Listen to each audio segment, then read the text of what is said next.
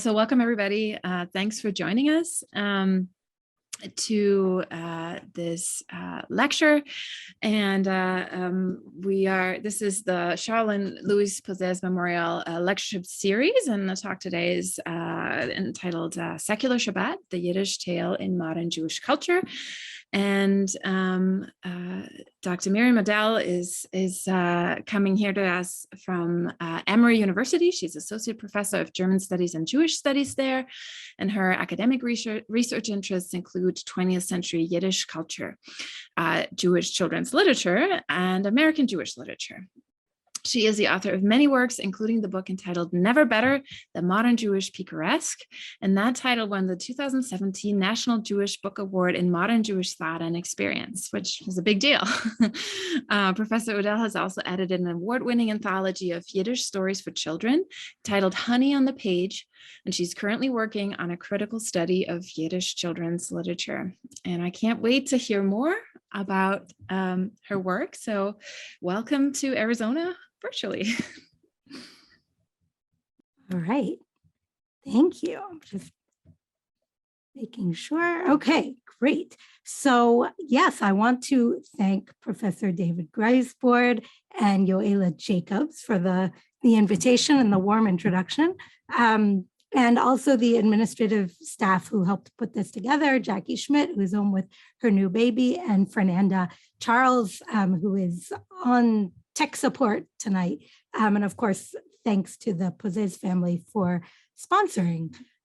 So this is my third time in Arizona, but unfortunately, all of my times in Arizona have been virtual during the pandemic, so I have yet to see your beautiful state, but hopefully that will happen at some point.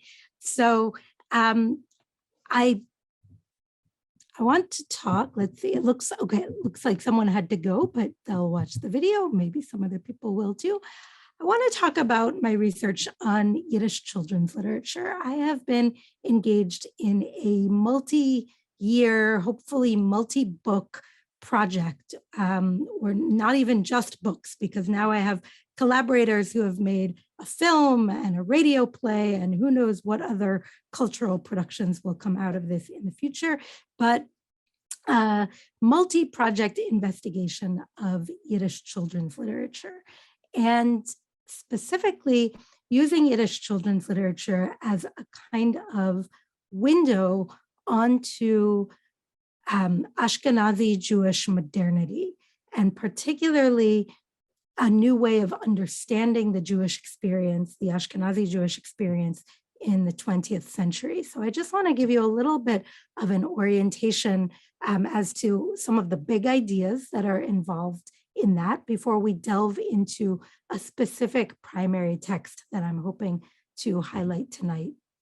So first of all, my large contention, as I just said, is that Yiddish children's literature affords us a kind of neglected record of Jewish modernity, for which one of the largest phenomena that we have to think about is secularization, the process of a religious civilization retaining a distinctive culture, but coming to be largely secular.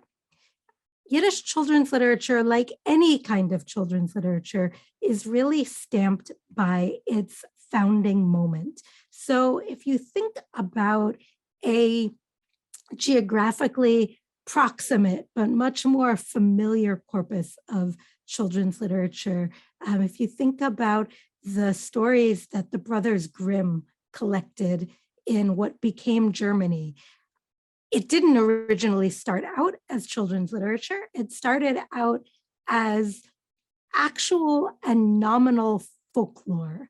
They were collecting stories of the German people, and some of those were really told by the humble, demotic voices, by regular working people in their cottages by candlelight, and some of them were told by aristocrats. And the Brothers Grimm would show up with their notebooks and they would hear people tell their stories, and then they would go back to the office and edit them. And they published 7 editions of their tales over an almost 50-year period. And what they were really all about was establishing a sense of what it meant to be German. In other words, it was a project of cultural nationalism in the 19th century. And in a kind of analogous way, Yiddish children's literature is a record of cultural nationalism in the Yiddish sphere in the 20th century. So that's part of what I mean by being stamped by the moment of founding. Now, it just so happens that the early 20th century is a really different moment than the first half of the 19th century in a lot of important ways. So there are some factors that are distinctive to Yiddish children's literature that we don't see, for example, in German or Anglophone or French or Italian children's literature. For one thing, marriage and family life is changing in really profound ways. Around the turn of the 20th century, really in the 1880s, 1890s, we start to see the rise of companionate marriage, the idea that a romance is an adequate basis on which to form a lifelong union with somebody who is going to be a sexual partner, a romantic partner, but also a companion, somebody who is a friend and a lover. And that transformation, which is still unfolding, and it's still a legacy that's very much with us in contemporary society, that is really intertwined in interesting ways with a shift toward the nuclear family being centered around the child. We see a decline in extended family groupings. We see a decline in matchmaking for the purpose of economic benefit. And we see a rise of basically people's feelings about we see a rise in the importance ascribed to the feelings of the marriage partners toward each other, and also a rise in interest in the feelings of the children in the family and the parents' feelings toward their children. So things become much more child-centered. And at the same time, the nature of childhood itself is changing. We start to see a discipline that's called different things in different places. In the United States, it comes to be called child psychology. In Great Britain, it's called child guidance. In the Soviet Union, it is called pedology, the science of childhood. And there are subtle differences among all of these different cultural expressions, but basically everyone starts to be really interested in and concerned about the inner lives of children and to want to study these in a scientific way. World War I is a really important event for accelerating a lot of these changes in the nature of childhood, in the kind of public social understanding of what childhood is. For one thing, it generates a lot of orphans. And that meant children who lost both of their parents, who were essentially homeless or destitute. It also, in the Jewish context in particular, referred to what is called in other cultures half orphans, where a child still had one parent living, but had one parent deceased. And that might be, that might plunge a family into poverty or exacerbate poverty if that was already the condition of the family. And it might very well be grounds to place a child in an orphanage.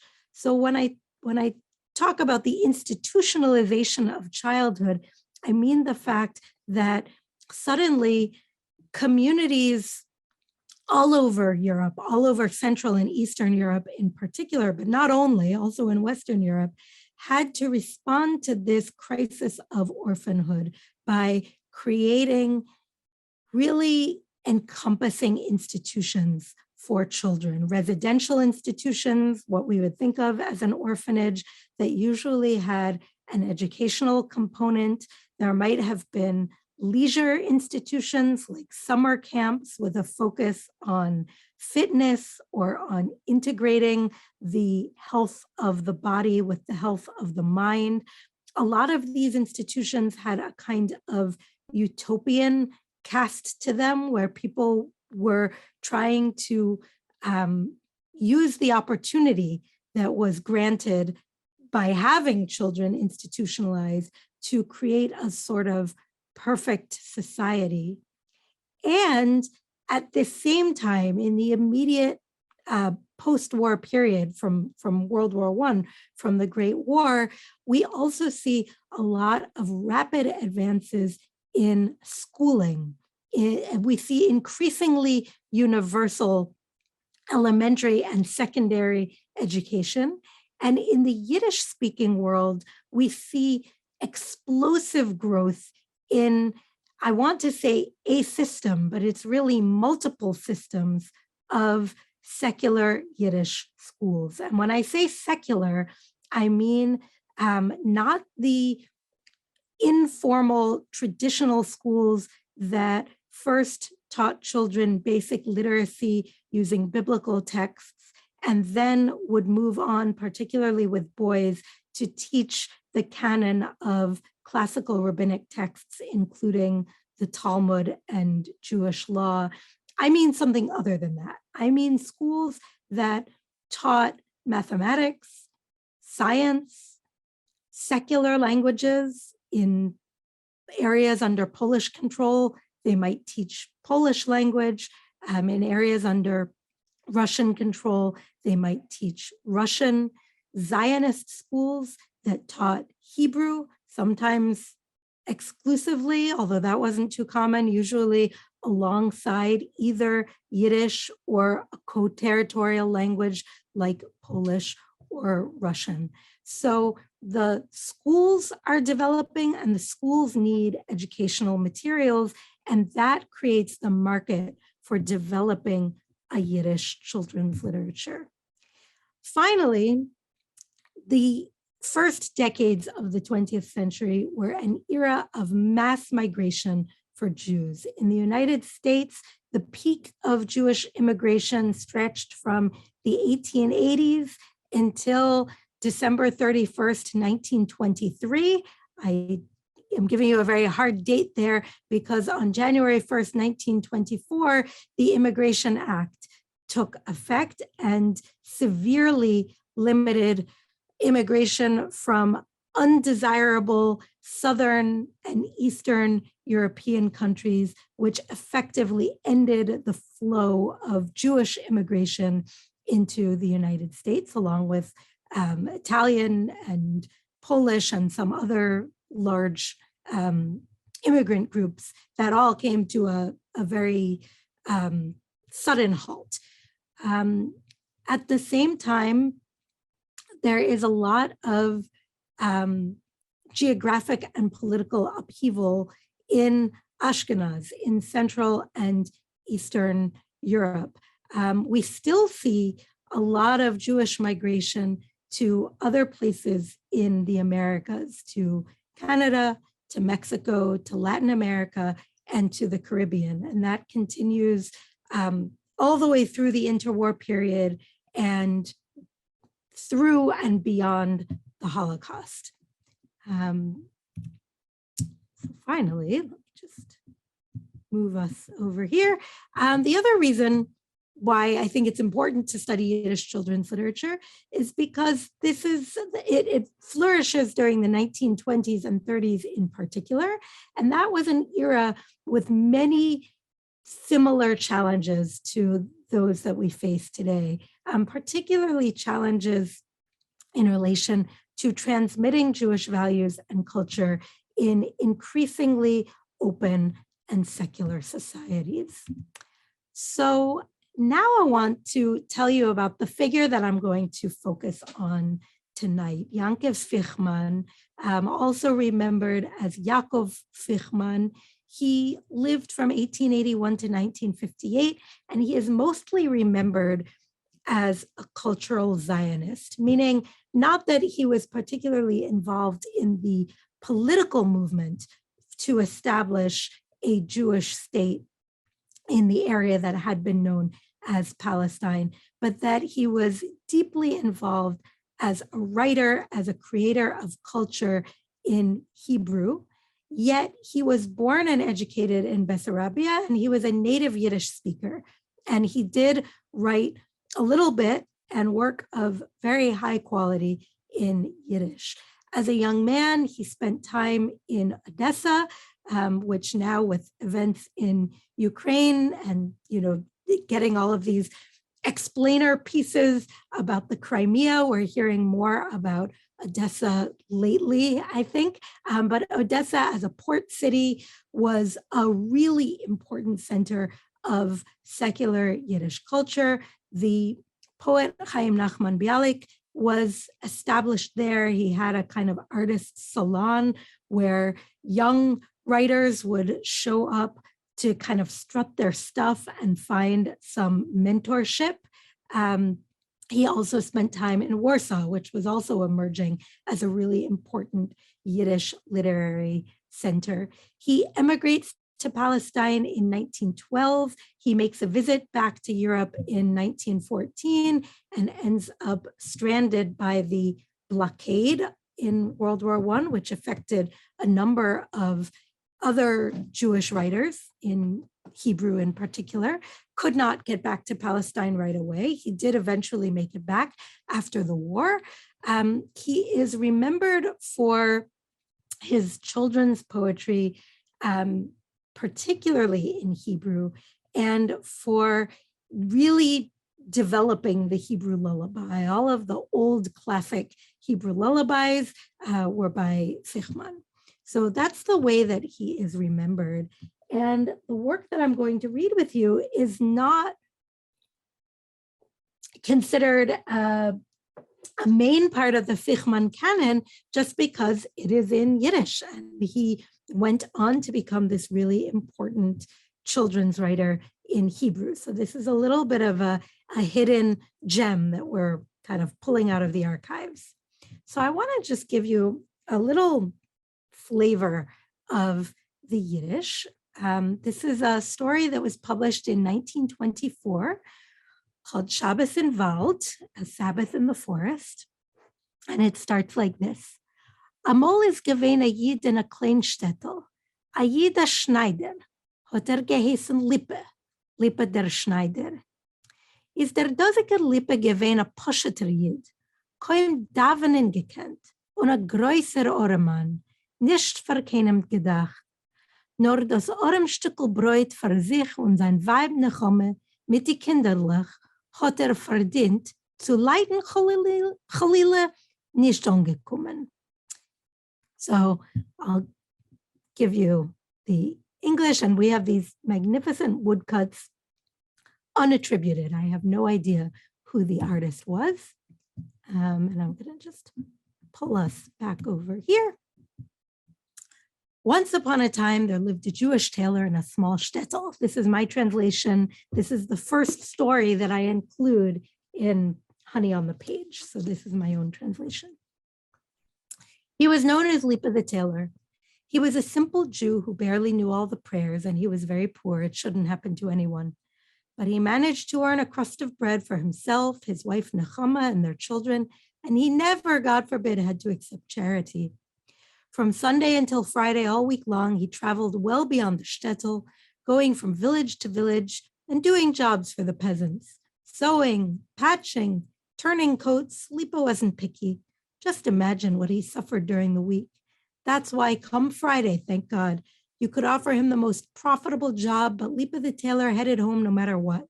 It could be thundering and lightning outside, but he had to make it back to his tidy little home to spend Shabbos, the holy Sabbath, with his wife Nechama and their children, to recite the Kiddush blessing over the wine and sing Sabbath songs at the table as God had commanded. You see, the most important commandment for Lipa the tailor was to keep the holy Sabbath properly. He believed that it was thanks to his keeping Shabbat that the Eternal One provided his bread for the week. Lipa really made a point of observing the Sabbath. For truth be told, how better could such a simple Jew, a village tailor who hardly knew the prayers, serve God? So you get a little bit of the texture of the prose. And I think I will invite people, I'll stop the share for a moment and just invite you to, or I don't have to stop the share, we can still access the chat, to use the chat to think about this first question. How would you describe Lipa's Jewishness? What does he know about? What does he care about? What does he not know about? Do you have any sense of that? And I'll go back to the paragraph so you can see it again. But how would you kind of describe Lipa's Jewish life?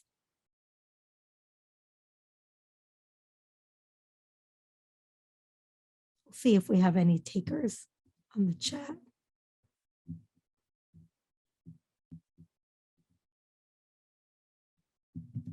Yeah.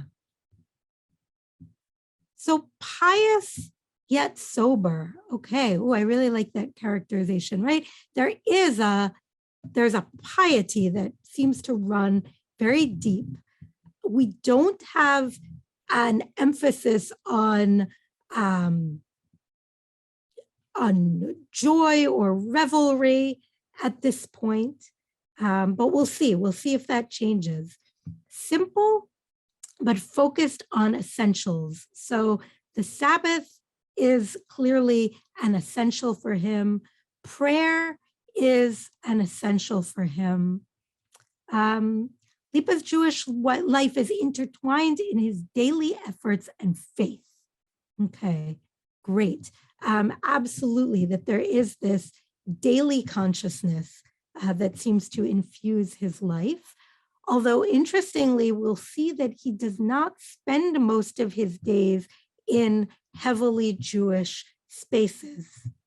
The aside, it shouldn't happen to anyone. So in Yiddish, we talk about these, what linguists call these psycho-ostensive phrases. That's kind of fancy, so I'll just throw that into the chat. The psycho-ostensives. God forbid, God willing, it shouldn't happen to you. Not to tempt the evil eye. I wouldn't wish it on my worst enemy. These are not exclusively Jewish. There are other cultures, particularly in Central and Eastern Europe, that use psycho-ostensives, but it is something absolutely characteristic of Yiddish. You are so right about that, David. Family-oriented, that there's a real connection to Yiddishkeit, to Jewish observance through the family. So great, these are great observations. Okay, we're going to carry on. We're going to see another passage now. So my intention with these reading questions, which I'm going to pose to you after we go through various passages, is not to forget about them, but to let them kind of accumulate in your mind. So try to do that. Okay. It had become Lipa, so I'm skipping around in the text. I'm not giving you, the whole continuous story. That would be too long, but just some passages, and I'll try to fill in the gaps. It had become Lipa the tailor's habit over many years to rise at dawn on Fridays and finish up his work in the morning so that he could leave in plenty of time to be home for Shabbat. From the moment he set out for home, he could feel all the cares of the week leave him, and his heart would fill with the joy of the holy day. And I should just have inserted as a setup for this, that we find out in the intervening text that Lipa lives in a shtetl, and he goes to do his patching and coat turning in derfer. That's the plural of the word dorf. Let me try to find my way back to the chat. Come back, chat. So dorf goes to the plural derfer, which is if the shtetl is either a majority or a plurality Jewish space, non-urban Jewish space, the dorf is a Gentile majority, usually a Christian majority space where there are relatively few Jews. So if you think about Tevye the dairyman, he is presented in Fiddler on the Roof as living in a shtetl. That is not how he appears in the original stories. He is a Dorfsyid. He is a Jew who lives in a village or a hamlet that is overwhelmingly Christian. So Lippe goes to work every week. He crosses the forest and he goes to work in one little hamlet or another.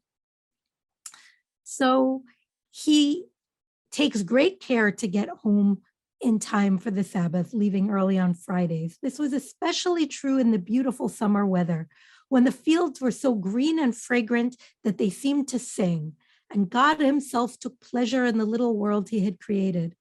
Nobody was happier than Lippe. He didn't even notice the hardships of traveling or the burdens he carried, but only thought about how quickly he could make it home and get ready for Shabbat. Even in fall and winter, when the roads were muddy and heavy clouds hung in the sky, the fields lay bare and gloomy, and the whole world waited silently like a mourner, even then, Lippe didn't fall into sorrow. He had only to remind himself of home, where his wife Nechama had probably already put up the Sabbath stew or cholent to cook and bathed the children, where every corner sang with cleanliness and warmth, and his heart quickly turned joyful and his footsteps lightened. He already felt the pleasure of Shabbos and the joy of fulfilling God's commandment. So now I'll just take us to our next reading question. Think about how time and space are described. How is time marked? What are the important time markers? What are the important spatial zones or domains? And that second one is a little harder to answer because you don't have all of the passages. So I'll just tell you about that one. There's a very clear delineation of the shtetl, where home is, the forest as a kind of in-between indeterminate space, and the derfer, where Lippe does his work during the week, as a very foreign space. But what about time? How do you see that being marked in the story? If anyone wants to just use the chat function to respond to that.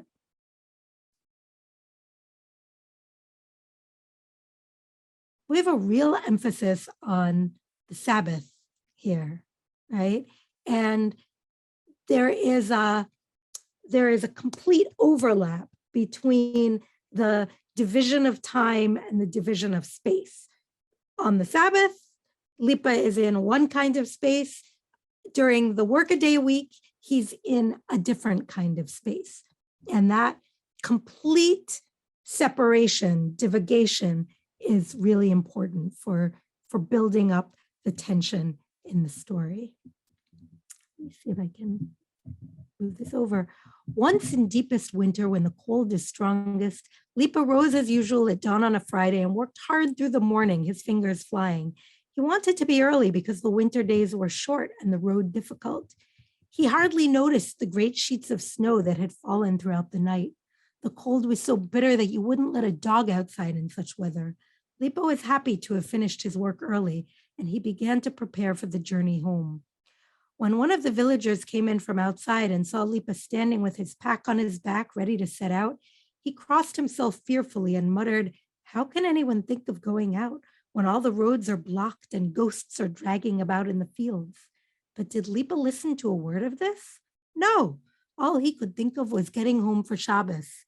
"Ghosts don't scare me," he said. "It's not my first time, and I have a great God who will bring me home safely." And in his heart, he trusted that his concern to always keep the Sabbath would stand him in good stead now, and this particular Shabbos wouldn't be ruined. And then just to skip down to the bottom of the passage, although he was a Gentile, he took great pity on Lippe. "How awful," he told his wife, "even if he's a Jew. Our tailor is a God-fearing man. May the Lord have mercy on him."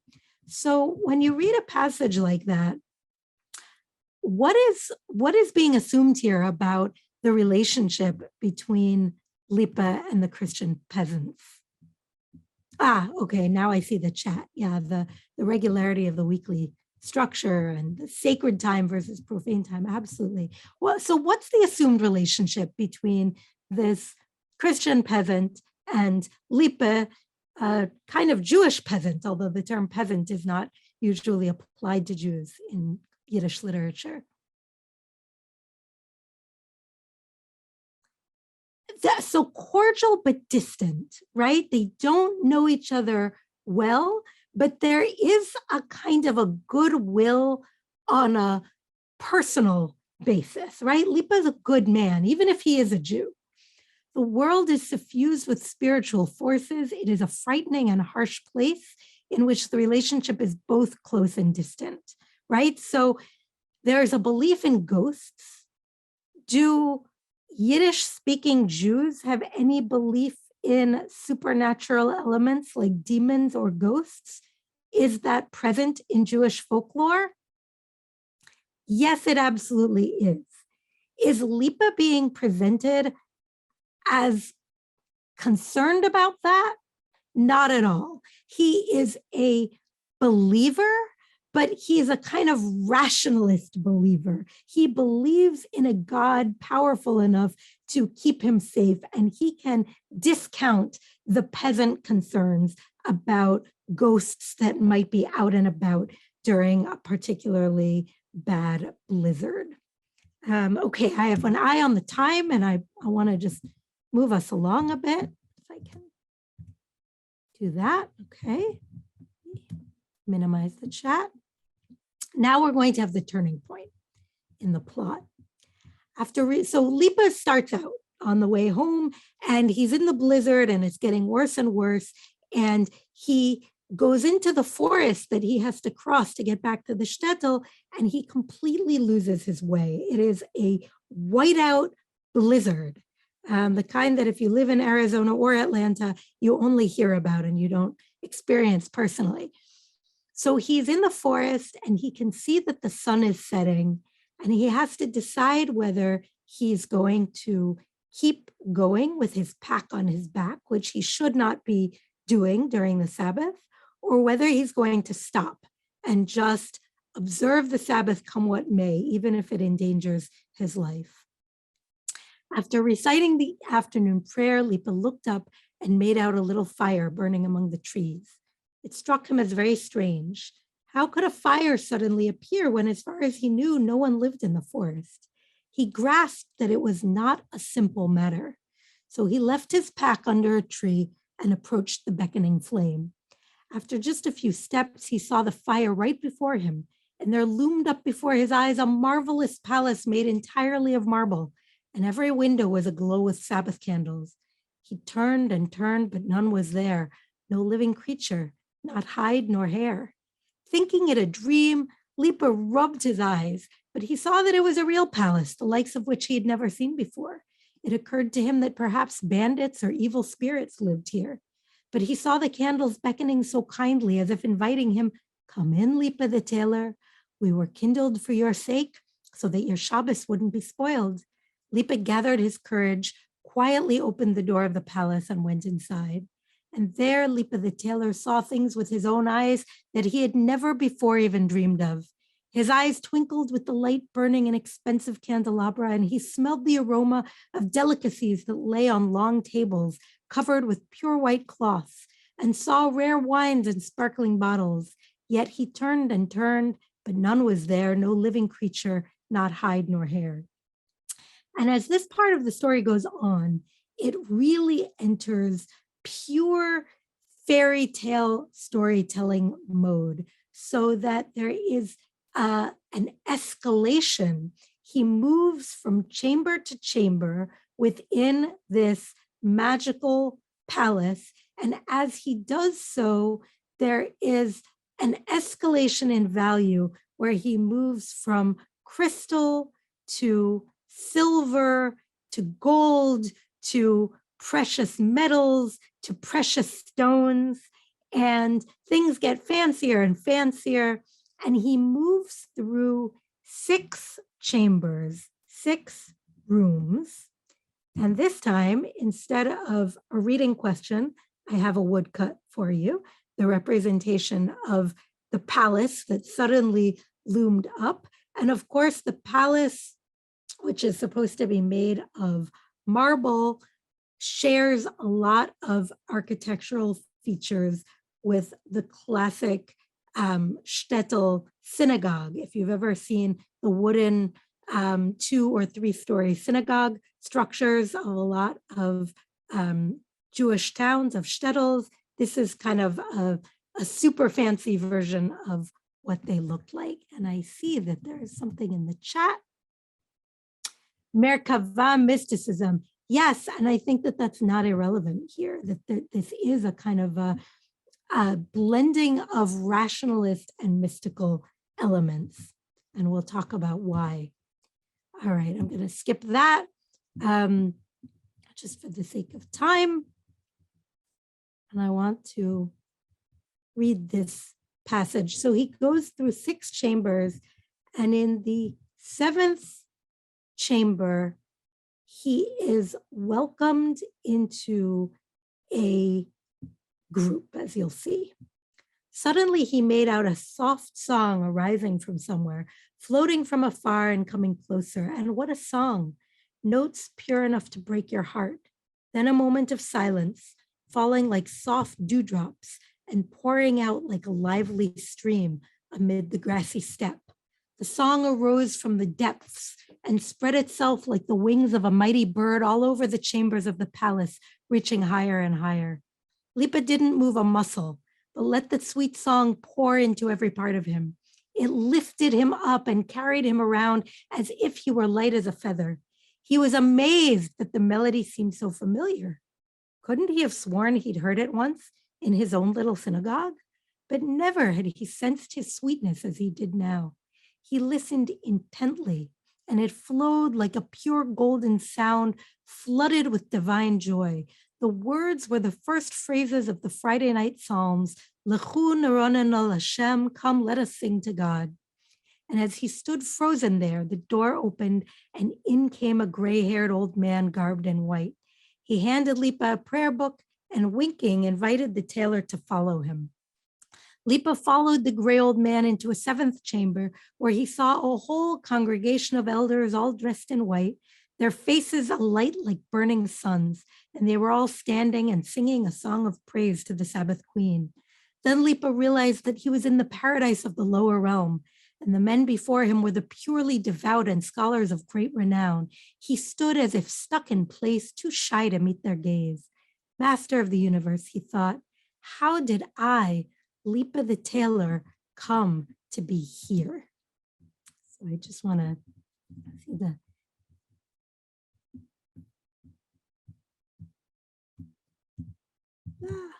trying to get to the beginning of the comment.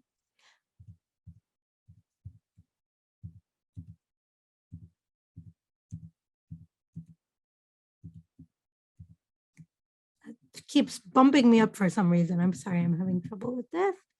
Chariot mysticism posits ascent through 7 halls or heavens before the seer can gaze into the Godhead. It smells of Hasidism and the image of the divine academy. Absolutely. So that is 6 plus 1 to get 7. And of course, the structure of Kabbalah Shabbos, of the Psalms that initiate the Friday night prayer service. What's the structure? 6 Psalms, and then a 7th Psalm that is about the Sabbath and that actually initiates the Sabbath. There's an invitation over the course of 6 Psalms for the Sabbath queen to join the congregation. And then in the 7th Psalm, she is understood to do so or to have done so.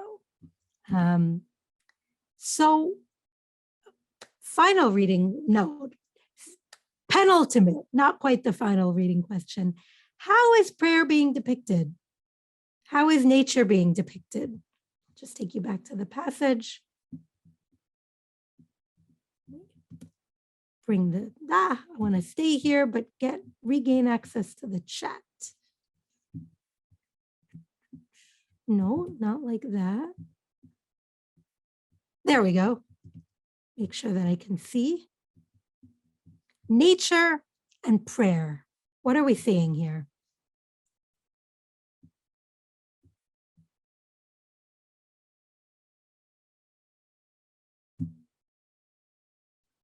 The forest is at once dangerous and protective. Absolutely. The forest in Yiddish literature, and not only in Yiddish literature, is a liminal space. It's a space of uncertainty, and terrible things can happen there, and also wonderful things can happen there, or wondrous things.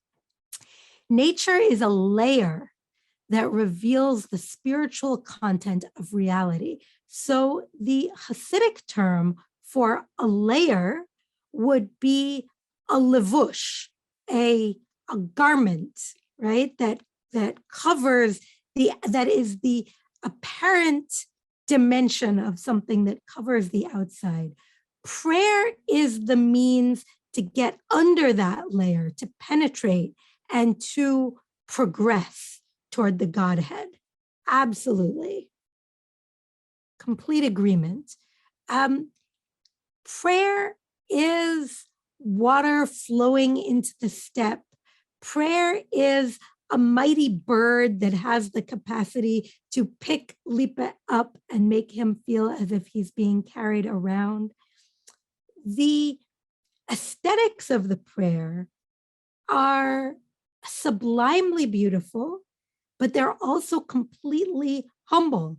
These are the same songs that Lipa has heard in his little shtibel, in his little informal prayer space, not even the big fancy synagogue in town, but the informal little prayer space in his own unnamed shtetl, just like the food that he's going to be served after the prayer service when he is invited to share a meal with this congregation of elders is going to taste identical to the cholent and the gefilte fish that Nechama usually has waiting for him at home. So all of the familiar trappings of his ordinary Sabbath are being infused with sublimity. So final passage. This out of the way. From sundown on Friday to sundown on Saturday, Lipa the tailor enjoyed the kind of Shabbos we should all wish on each other. He only regretted that it had been without his wife Nechama and his children, whose Sabbath had surely been marred by his absence. But just as soon as the sun set on Saturday and the conclusion of the Sabbath was marked with the Havdalah ceremony, the entire palace disappeared, and Lipa saw that he was standing once again under the tree where he'd been the day before. His pack lay in its place, and his walking stick was stuck in the snow.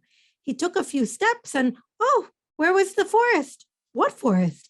He found himself standing in his town, not far from his own cottage. Once home, Lipa kept quiet, didn't tell anyone where he'd spent Shabbos. But from then on, whenever his wife Nechama would bring to the table her fragrant fish and tell him as usual, time for the fish, Lipa, it has the taste of paradise, Lipa the tailor would smile to himself and reply, yes, yes, my Nechama, I've known for a long time that your Shabbos cooking has the true taste of paradise. And nobody else in their household knew quite what he meant by those words. So let me just check on the chat. Nature is the potentially transformative space that neither Jews nor Gentiles control. And it's an entryway, it's a gateway space to God. Well observed. All right. So this tale is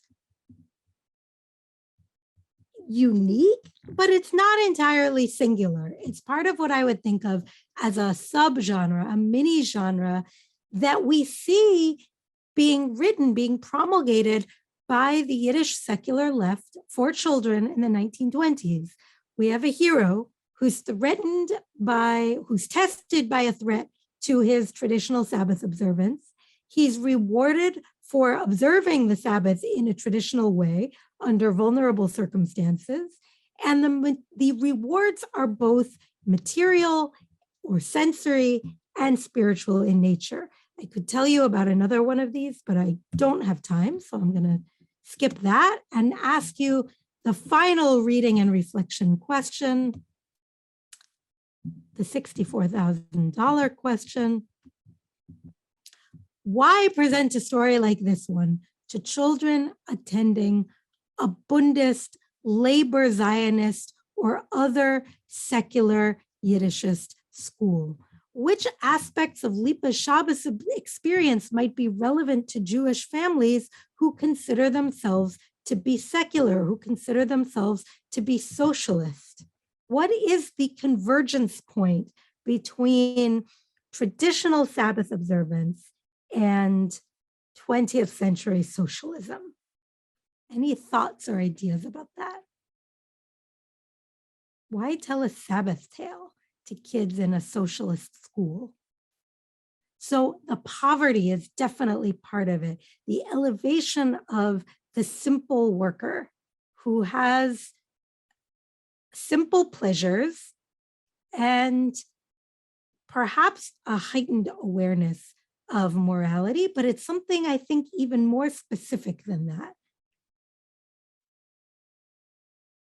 Labor Zionists were populists and were often themselves steeped in tradition, a tradition that they largely rejected yet transvalued. They interpreted it in novel ways that would retain a sense of value but infuse it with new content.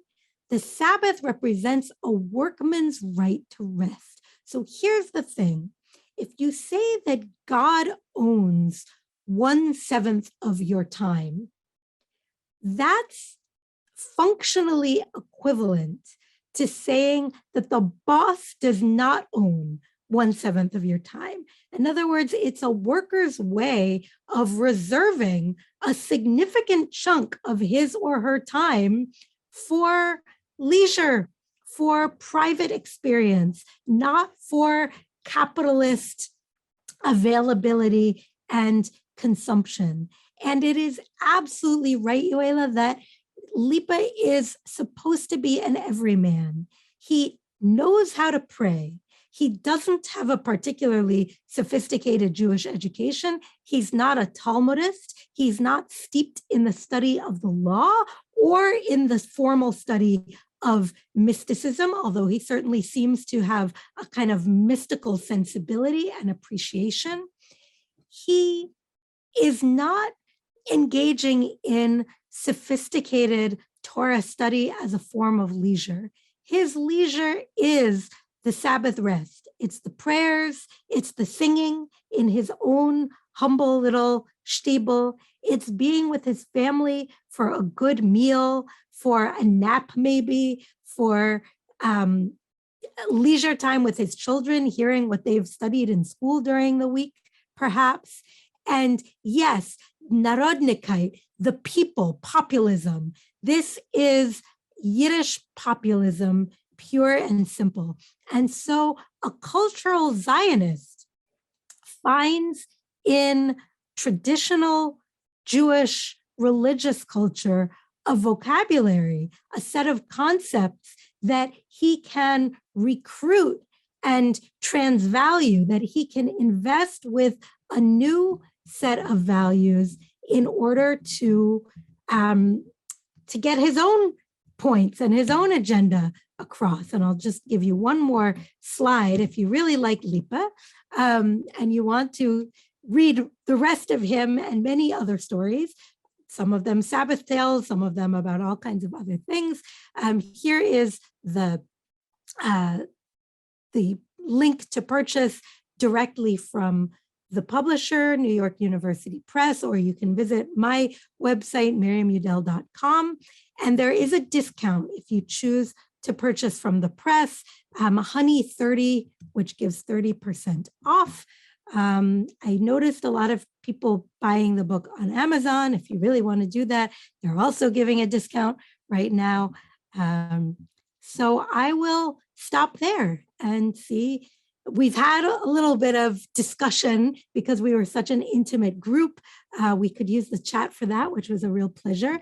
But if people have questions, I would be delighted to address them. Yeah, wonderful. Thank you so much. What a fascinating story. And I have a bunch of questions. I don't want to take up all this space, but maybe I'll ask a first one to give people a chance to type up their questions in the chat or in the Q&A. Sure. And at the end, you made me think about, I came back to your beginning. You talked about the many orphaned children and this attention to childhood. And now we're reading a story with a happy family where there are two parents, and where in this space, there seems to be a sense of comfort and security in things going well. I had to, you also started with the fairy tales. I had to think about a lot of fairy tale imagery as well, where we always know there will be trials and tribulations, but in the end, there's going to be a resolution. And so I'm wondering, if we're thinking along those lines, also of the message about the work week and so forth that you mentioned, these new spaces and communities, let's say a socialist community or these camps you've mentioned for children and so forth, do they then form a new form of family, or is there a way that these stories account for belonging for the children who do not have a traditional family in that sense, where maybe the Jewish identity creates that kind of belonging and maybe other identities? Absolutely. So we still see typically a focus on the nuclear family as the kind of assumed unit, but eventually, and we have a lot of aesthetic diversity in Yiddish children's literature. So we have more fantastic and whimsical tales, more expressionist tales, but also more realistic tales. So one story that I'm thinking of in particular was published in the 1950s, so after the Holocaust, and I translated it as The Mute Princess. It's by a wonderfully skillful but overlooked and neglected author named Sina Rabinovich, who came out with a collection of holiday tales in the 1950s. And of course, the Sabbath is the most frequently occurring holiday. So she starts the book with several Sabbath tales. And The Mute Princess is actually set in a Jewish orphanage in Morocco, in Casablanca. And the matron of the orphanage is telling the story in the first person to a visitor. And the story is that the Arab caretaker, who sometimes acts as a custodian, comes and finds the matron with a big heavy sack on his back. And he says, I've brought you something. I've brought you a child. And she's horrified. She thinks a child in a sack must be a corpse. And she says, get away. Why are you bringing me a corpse? He says, no, this is a living child and it's one of yours.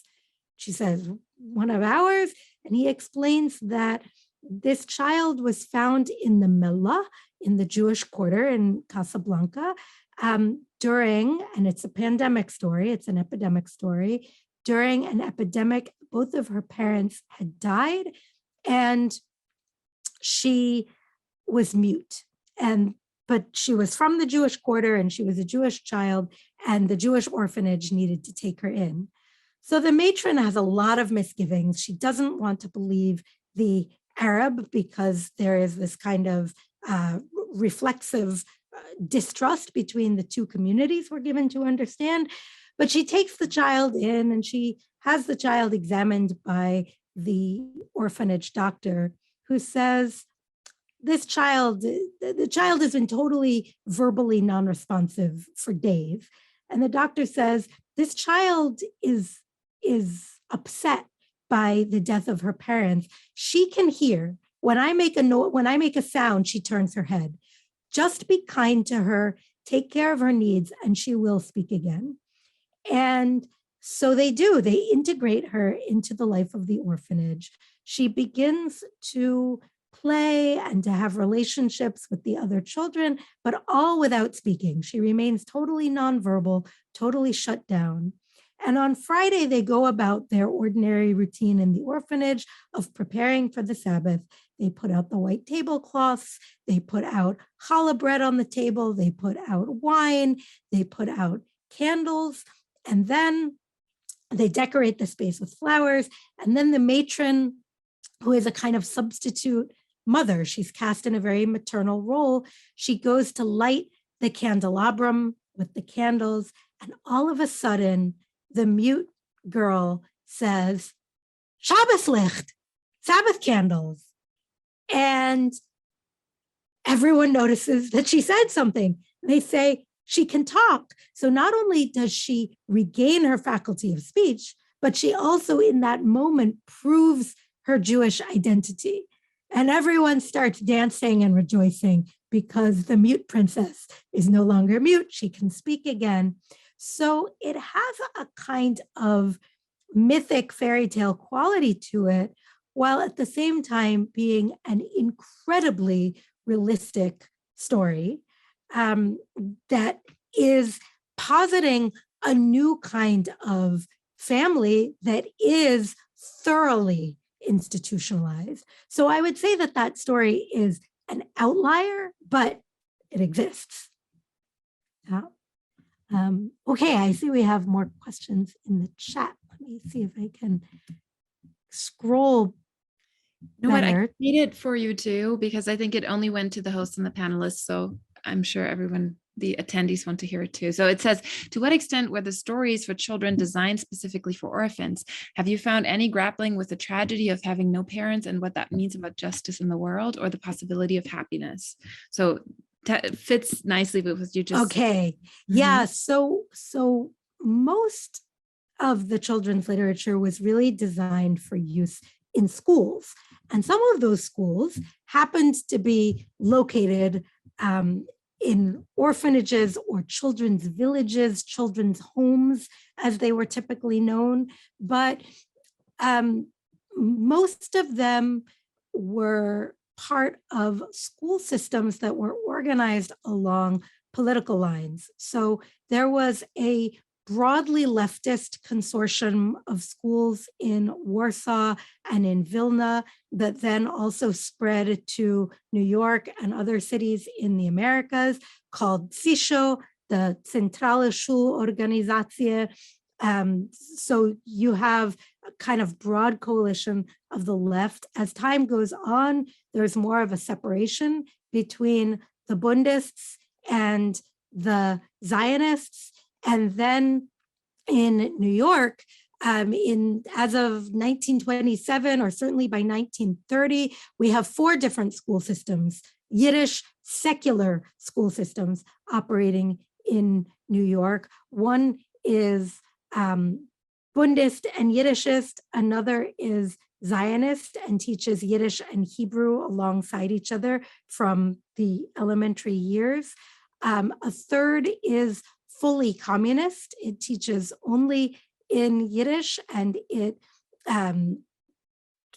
teaches content that has very little to do with any sort of traditional Jewish life. The content is mostly about the brotherhood of the workers internationally, agitation for the communist revolution, and a lot of content about racial injustice in the United States.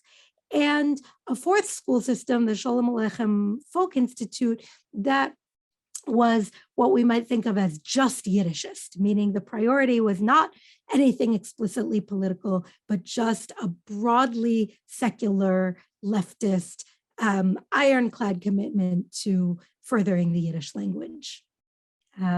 When did those schools cease to exist? They haven't entirely ceased to exist. There is a folk shul in Montreal. There's one in Mexico City. There is, I believe, there is still an active Yiddish school in Buenos Aires, and there certainly is one in Melbourne, Australia, but it is definitely a story of decline after World War II. And it's really by the 1970s that it's pretty much done. Okay, I see that there are comments in the chat that I'm. Do you want me to? Oh, it brings my mom to tears. The clincher ending of this story. That's so nice. Thanks, Ima. Loving this webinar. Great. My adult ESOL student told me today she was mute for 9 years. The story reminds me of Amistad when the slave recognizes the African violet and thereby proves his origin. Yeah, it's a very similar sort of a literary gesture where a lot of meaning about someone's identity is packed into a sort of a pregnant moment. Yeah. Maybe I can ask you one more question, if I may. Sure. If there isn't one in the chat right now. I was just curious, as you were translating, this is always such a difficult task. And I was wondering if you might want to tell us about a moment where you had to weigh your translation choices, or that where you got stuck on a term or something like that, because I always find it fascinating to hear people talk about their translation work. Yeah. So one of the challenges in translating these particular stories is that Yiddish children's literature, once it got going after World War I, developed very quickly, but it did take several years to develop a distinct register for speaking to children. At first, the vocabulary was on a very lofty level. And in translating, I wanted to have a lot of fidelity to the stories as written, but I also wanted to make them accessible to contemporary children and families, not necessarily for children to go off and read in competition with Harry Potter independently, but something that they might encounter in an educational setting or in the company of families, caregivers, teachers. So, a word like omatik in Yiddish, desolate, sorrowful, but sometimes in English, it just needed to be sad or gloomy. In this story, there was one instance where I translated it as, talking about the fields were bare and gloomy rather than keeping it as desolate. Those kinds of adjustments in register, not so much because that's what the story dictated, but because that's what I thought and a contemporary audience of American or Anglophone children would really need.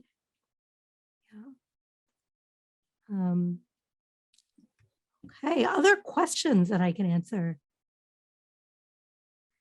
We were an intimate group, but it was such a pleasure to be with you. And I'm so grateful for the opportunity and that we got to make it a little bit more interactive. I felt really enriched by your contributions to the discussion and the questions that you asked. So thank you. Yeah, let me thank you so much for taking us into these stories and also a little bit into the storytelling mode, which I absolutely enjoyed. That's something that as an adult we get not often enough. So it's lovely to get back into these stories and to learn so much about the context and the decisions that went into it. And there is this always this awkward moment on Zoom where you can't really do the applause, but I'm sure that everyone who's here is sort of applauding at home a little bit, and thanking you very much for taking us into your research. And I can only say it again, the book is available. That's what I heard. That's what I'll take away, and that's what I'm going to go look for right after this. So thanks everyone for coming and joining us. And thank you, Professor Udel, for sharing your work with us. Such a pleasure. Thank you. Good night. Good night. Bye, everyone.